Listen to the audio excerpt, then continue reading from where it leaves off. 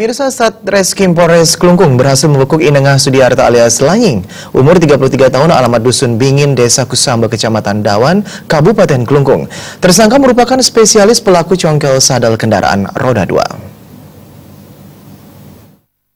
Baghumas Polres Klungkung AKP Putu Gede Ardano menyatakan kasus pencongkelan sadel tersebut terjadi di wilayah hukum Polres Klungkung. Tentang pengungkapan kasus congkel sadel, pencurian dengan mencongkel sadel ada di wilayah hukum Polres yang saat ini diamankan, yang sudah kita tangkap dan kita tahan. Sementara Kasat Reskrim Polres Klungkung AKP Made Agus Dwi Wirawan menyatakan penangkapan Inengah Sudiarta alias Lanying ini bermula dari laporan Nengah Yadnya Widiadnyana, umur 53 tahun, alamat Dusun Anjingan, Desa Getakan, Kecamatan Banjarangkan. Ia mengaku kehilangan uang yang ditaruh di bawah sadel sepeda motornya yang diparkir di jalan menuju Pantai Karangdadi Kusambe.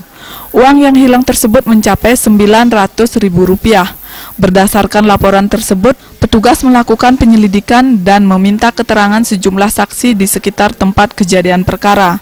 Hasil penyelidikan mengarah kepada Inengah Sudiarta alias Lanying.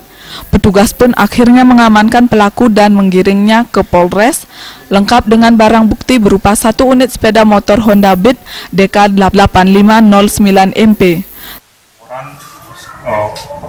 Pencurian, yaitu dengan modus dia mencongkel sadel sepeda motor yang ada di tepi sawah di Desa Kusambe.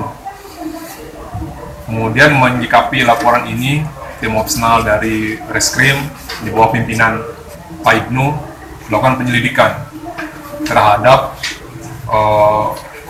awalnya kita olah TKP dulu di mana tempat itu terjadi.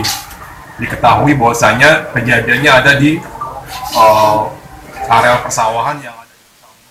Tersangka dijerat dengan pasal 363 KUHP. Kasat Reskrim AKP Made Agus Dwi Wirawan didampingi Kanit Ibda Rudi Hartono menambahkan, dengan tertangkapnya tersangka pihaknya sudah berhasil mengungkap kasus serangkaian operasi Curat Agung 2018. Desa Aryani dan Ngurahwira, Bali TV.